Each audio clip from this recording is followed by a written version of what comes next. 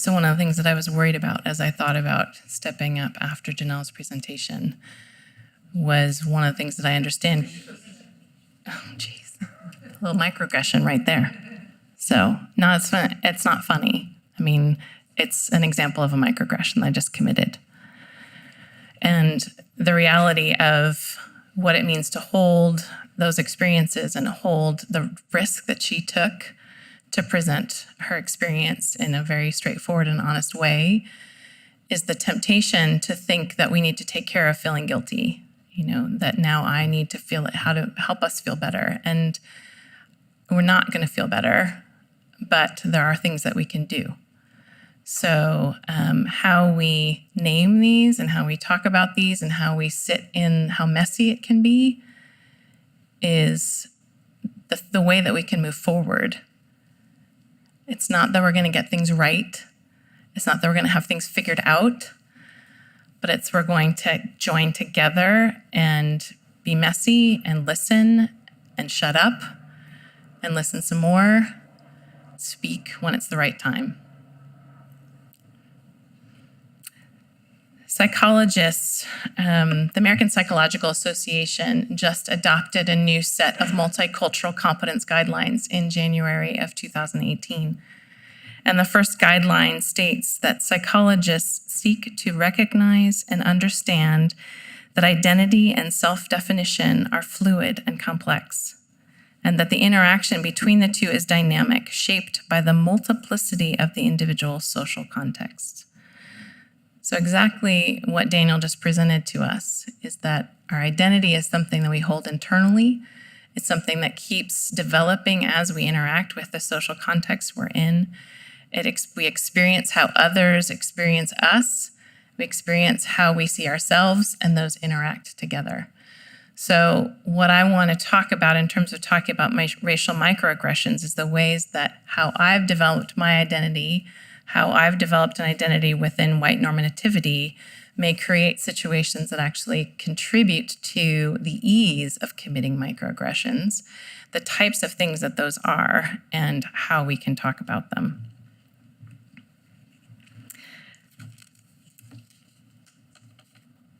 My cultural context influences both how I identify myself, but also how I respond to others. The implicit biases that I carry influence my intentional and unintentional interactions with others. How others experience those implicitly biased actions or statements has an impact on them. The ways I might perk up when a student who looks like me has something to share in class.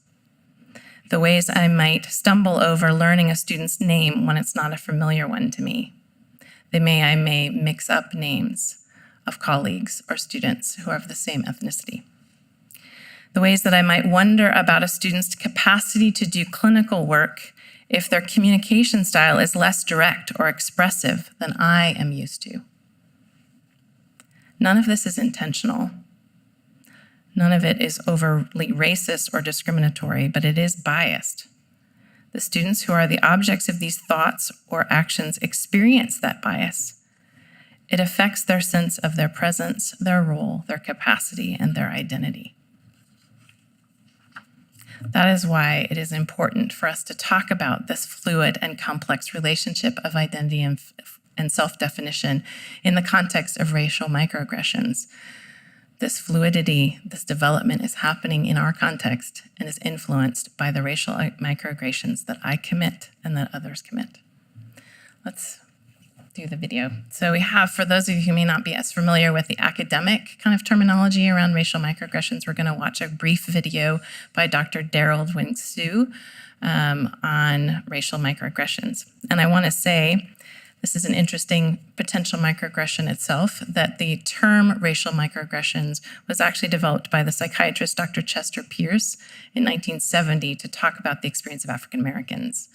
So sometimes that doesn't get included in the ascription of racial microaggression language to Dr. Sue. Microaggressions are the everyday slights, indignities, put-downs, and validations that people experience, that people of color experience in their day-to-day interactions with well-intentioned, well-meaning people who are unaware that they have delivered a put-down or invalidation.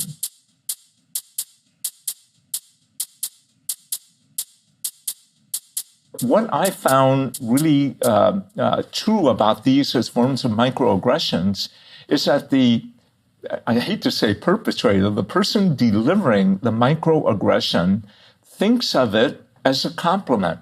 For example, you speak excellent English. While on the surface it appears to be a compliment, reflects a worldview that you are a perpetual foreigner in your own country. You are not a true American.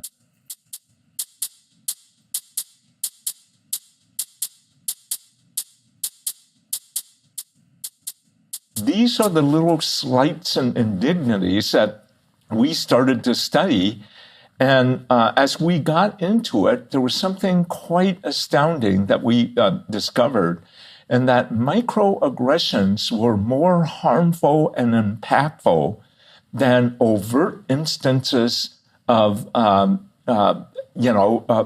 racism. From our research team, we began to explore the psychological manifestations, causes, and dynamics of microaggressions. And we created a taxonomy that was published in the year 2007 that really took off because it gave a language for people who are marginalized to express what happens to them. They don't feel crazy anymore. So the reality is that every single one of us will commit microaggressions. And I mean that, not just the white normativity, but all of us coming from our cultural background and the messages that we've been shared with or kind of informed by around different cultural contexts, that will have an impact. And as Dr. Wing Su notes, the issue isn't about intention. In fact, for many things that people do and say, they're intended to be helpful, or as Dr. Wing Su noted, complimentary, friendly, or perhaps a professional standard. The messages of microaggressions are tiny cuts. Messages like, you're invisible, you're different, you're not part of the group, you're not supposed to be successful, you're supposed to be representing everyone in your group, you're not as valuable as someone from another group. They're cuts, they might not be intentional, but lack of intention does not lessen the pain, does not lessen the hurt. Then there's the second layer of frustration and pain, the energy that it takes to decide whether or not to say something, whether or not to point it out, whether or not to deal with the potential confrontation and the very likely response of more pain and more devaluation if the person doesn't understand, if the person responds defensively. As Dr. Wing Su points out, an important step in recognizing and understanding this dynamic relational process is to have some language to name and describe it, a taxonomy. So I'm going to attempt to give us some examples from Dr. Wing Su's 2007 article on the different types of microaggressions that he describes. And I'm going to use them to describe them of examples from fuller experience that I've heard from students or faculty or other situations that I know I've committed and been a part of. The first one is the idea of the ascription of intelligence, ascribing intellectual capacity to a person of color based on their race. For example, when a student of color is told just how amazing it is that he or she has gotten to graduate school and gotten such good grades. Or when a student of color excels in a class, but the professor doesn't even think to suggest further professional development or doctoral work. Being a second-class citizen, treating a person of color as lesser. When a Korean American student attends a professional conference, and during a post-session conversation with the presenter, an older white male actually steps in front of her as though she's invisible. That happened to one of my students. Pathologizing cultural values and communication styles, the idea that values and communication of communities of color are abnormal, When a student is told that the right way to do something is based solely on the perspective that is Euro-American. So a student of Korean descent does her psychology training with a constant filter, internally thinking, this is what I'm going to have to write for the assignments in order to get a passing grade, but this would never work with someone in my community. That was another student's experience. Assumption of criminal status, presuming someone to be dangerous due to their race.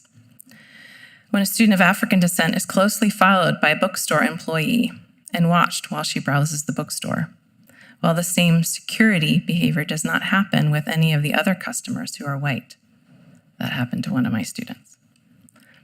Being an alien in their own land, assumptions that a visible racial or ethnic minority must be a foreigner and being made to feel like an other. When a faculty member continues to mix up the names of two Asian American female students despite multiple corrections, as though the women were indistinguishable, which I've committed right now and which I have done before. When a Latin student is told that her accent is really not that hard to understand. Color blindness, the idea that one doesn't see color. When we dismiss issues of diversity with the answer that we're all God's children, or we insist that we treat everyone the same. But the question is, the same as what? The same as white? But that doesn't acknowledge the fact that there are different experiences present. The myth of meritocracy, statements that emphasize the idea that life success is not influenced by race and is only about effort. When we discuss challenges that a student of color is having in a class or at an external placement, and we only frame the concerns as the student's effort or competence, and we do not open the consideration of other contextual issues. Denial of individual racism, or denying the reality of personal racism or responsibility in perpetuating. When a faculty member says that race has no impact on how she sees her students, and that she totally understands what it feels like to experience racism as she has experienced discrimination as a woman. This is as a white woman. And there are environmental microaggressions, or things that occur at the macro level. Watching a PowerPoint presentation and the pictures or examples that are used only represent students of white normativity or faculty or leaders of white normativity. Or on a pedagogical level, which Tamisha pointed out today, we develop a cultural competence training, and it's subtly or not so subtly oriented for white people to know how to work with people of color, rather than incorporating the breadth of intercultural interactions. So I want to take a minute right now for you to stop and think about how you're feeling as you hear these examples. Some might feel familiar to you as someone who's been the recipient of those experiences. Some might feel familiar to you, like me, as someone who has committed them. Do you feel angry? Do you feel ashamed? Do you have a knot in your stomach? Do you have a buzzing in your ears? Recognizing what's happening inside you, your emotions. I don't just raise that because I'm a psychologist. I raise that because it's an important part of this process for us to continue to think about what it means to move forward. So what do we do?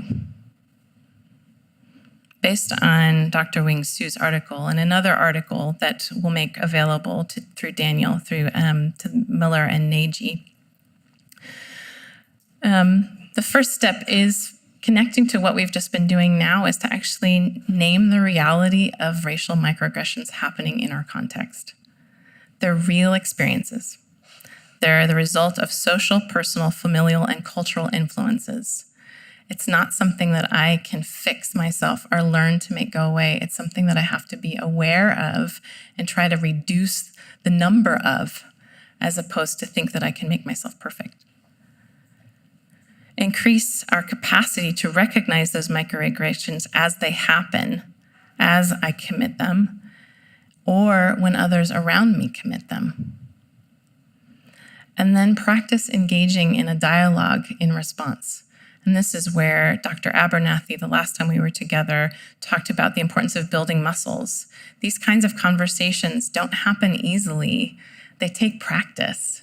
And so the more that we step into them and mess up and try again and fix things and interact with each other and become aware of what we're feeling, the more our muscles will be built to be able to be present with them. So first, how do we do this? Identify and name the microaggression. And I don't mean name like an academic expert was like, that was a distinguishing of, intellectual capacity. But to name it is like, I think I hurt you with what I just said. I think what I just said was a microaggression. I see how that statement really came across in a hurtful way. To acknowledge it. And then assess how the impact is and ask. Don't just assume, ask. How did that impact how it feels to do this work together? How are you feeling? And if the person says, oh, it didn't bother me, that doesn't mean that it wasn't a good thing to at least point it out. And it also might mean that that person's trying to develop whether or not they can trust you with how they're really feeling, or if you're going to turn around and make it how guilty you feel and how bad you feel, and then they have to start taking care of you. And I'm saying you for me, okay? So you doesn't mean every single one of you, for me. I'm so aware of how often that happens. I've heard students talk about that experience. Validate the effects on the person. I can see how hurtful that would feel. That really makes sense. Or if it's a situation they're describing to you that has happened in another setting, to say that's a complicated situation to navigate, to acknowledge that. And then to think about the ways that you might respond, the ways that the other person might respond, and be in conversation about those. Let's talk about what you might say. Or I'm going to pay attention to the words I choose. Or I'm really sorry that I did that. I'm really going to try to be careful as I talk. And then invite feedback and act on it.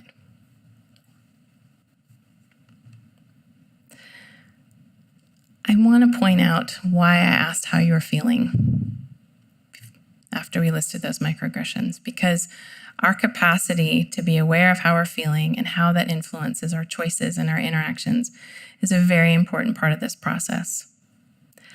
What does it feel like to you when someone points out a mistake or an error? What does it feel like when that's a peer? What does it feel like when that's a student? What does it feel like when that's a supervisor or superior? All of the ways that we might be activated by feelings of shame or feelings of fear or feelings of anger. Do you maintain your composure? Do you take a deep breath? Do you listen? Do you shut down? Do you get angry? We need to practice taking a deep breath and listening to understand, not listening to respond or strategizing my defense. Thinking about when might be a safe place. Think about if it's a racial microaggression that's happened to you, how to get others involved, if that would feel like a safer way to have the conversation. And if I'm the one that committed the microaggression, practice taking a learning posture. You may feel like you're innocent. You may really want to defend your innocence, but it's going to be more productive for you to listen to why the other person feels hurt. Listen, listen, listen. And don't listen in order to craft your response, but listen in order to understand. All of our identities, every single one of us have identities that are fluid and complex and interacting and developing and responding to all of the different kinds of messages and impacts and experiences that we're having. My identity as an academic is very closely connected to my feelings of expertise and the admiration that I receive for certain accomplishments, or it may be even a feeling of strong commitment to that I know the right thing to do. So when I experience things that challenge that, it challenges my feelings of my identity. So the journey of supporting the identity of our students requires that we are open to the growth and learning about the mistakes in the identity that we have. And the good news is that that kind of learning, that kind of student interaction, student and teacher interaction, will last a lot longer than any final exam. An experience of being seen and heard, having humility in the response, being validated for the ongoing challenge is going to have a lot deeper of an impact than any knowledge demonstrated on a final exam. As Dr. Abernathy and I remind our clinical psychology students, there's literally more research affirmed benefits for therapy when a therapist makes a mistake and repairs it than when a mistake never happens. Our job is not to avoid mistakes or even microaggressions.